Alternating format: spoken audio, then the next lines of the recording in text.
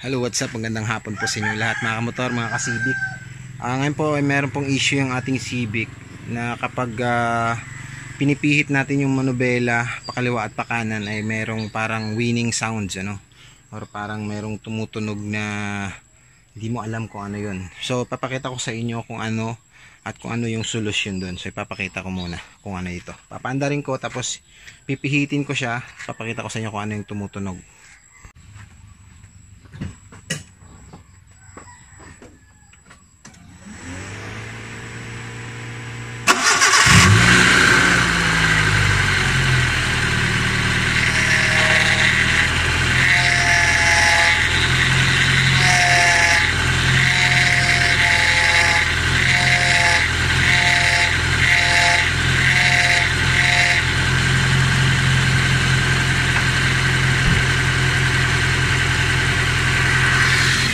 So narinig nyo yun, nung pinipihit yung manubela para may tumutunog na parang crank.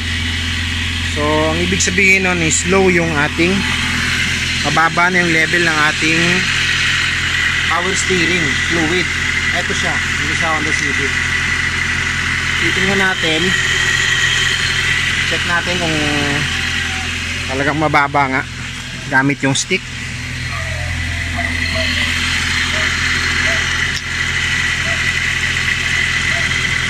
Gagamit tayo ng stick.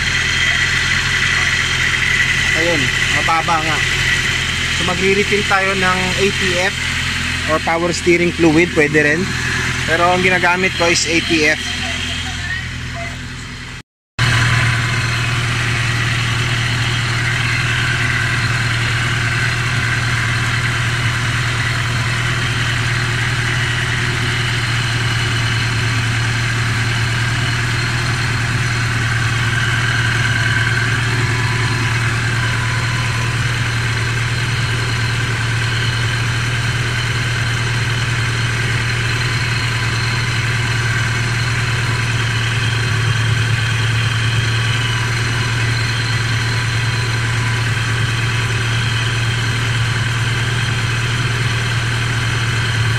Ayun guys, kaka-refill ko lang. So pipihitin ulit natin at iiwan ko lang dito yung cellphone. May maririnig pa rin tayong winning sounds.